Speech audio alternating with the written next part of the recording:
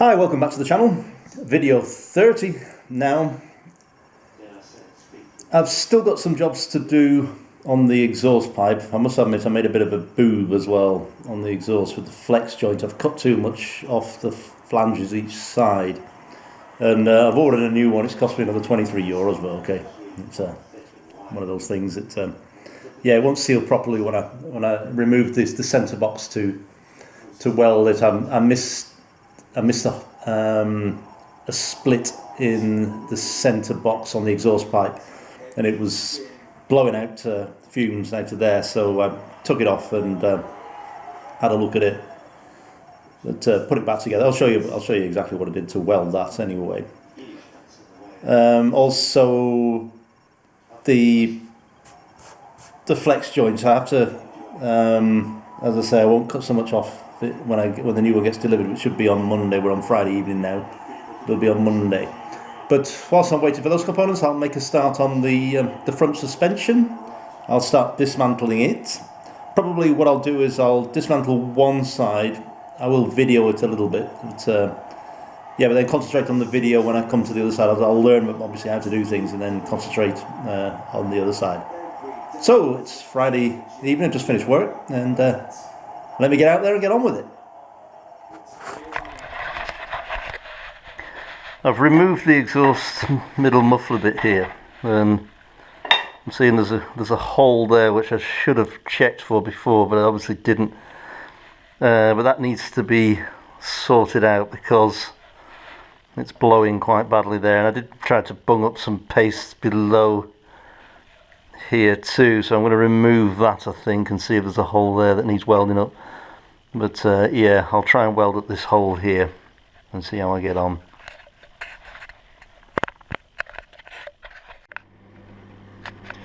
I'm very pleased with the way that's come up actually. It's yeah, it seems to have sealed it. And what I'll do is I'll just give that a brush down with a wire brush and paint it a little bit around the corner here, because I'm welding mild steel onto stainless steel, which is yeah, I mean obviously the mild steel is going to corrode a lot quicker than the stainless steel. But, yeah, let me do that then anyway. So let's see if that has fixed the problem. I'm mounted on the car.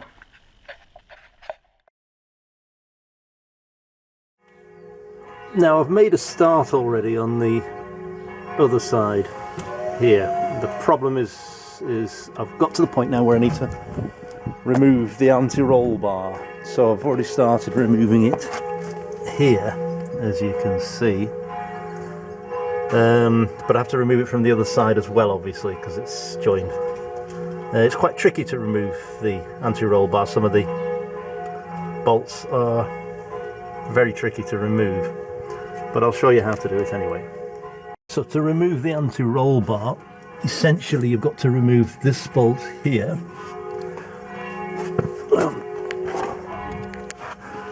This bolt here, and there's some really tricky Allen key bolts. There's one in particular at the front there, and another one there, and a couple of, there's a 10mm and a 13mm bolt there that has to come out before the anti-roll bar will drop. Yeah, make sure the Allen key bolts here are properly, the Allen key is properly seated there. It's 8mm before you even apply any torque, otherwise you're going to end up with a headache. Removing an anti-roll bar on the front of an Excel is an extremely tough thing to do. So you've got to first remove these washers, and they are usually rusted in basically. So that's the one that goes on the nut, then that one, and then that one. You've really got to get these out before you try and remove that, because it's pretty tough. And then you've got to sort of hammer it through a little bit. I've replaced the old nut. I've damaged it a little bit, but I'm going to replace these anyway. And sort of hammered on the end of the thread there to push it through, and then eventually you've got enough so I can sort of lever it under there and get it out.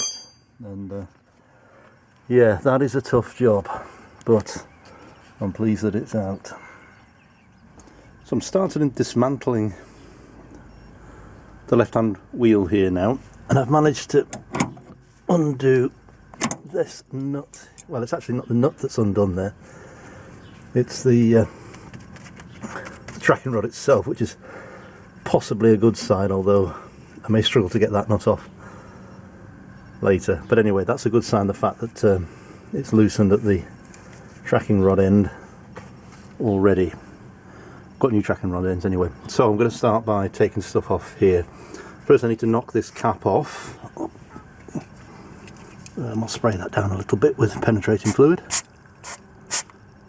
Let that sit for a bit, and then remove the caliper, which I've already shown. Yeah, unlike the other side, this side's coming off quite easily. It's moving.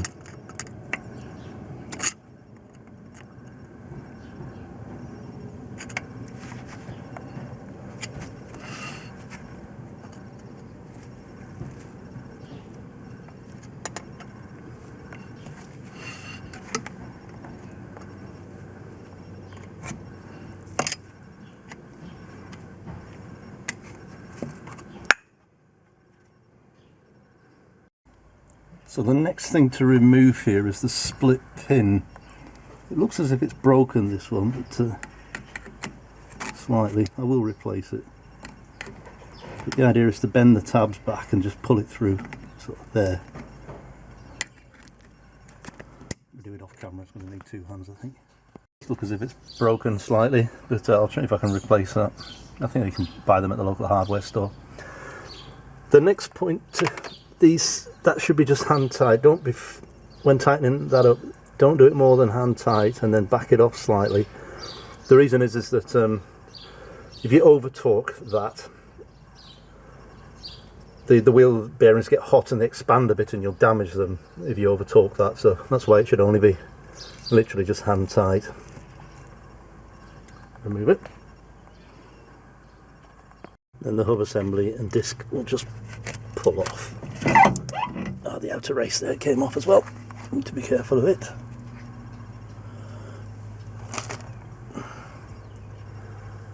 Right, so loosen up a few more bolts here. So I'll start with the control arm, then the shock bolt. This bolt at the back here is probably going to be a bit of an issue. I may have to cut that off as I did the other side. And also two bolts here, one there. Well, that bolt connects both there. It's got a locking nut on this side, and also the same on this side. 1, 2 there to remove both these control arms, and then the top of the shock absorber there.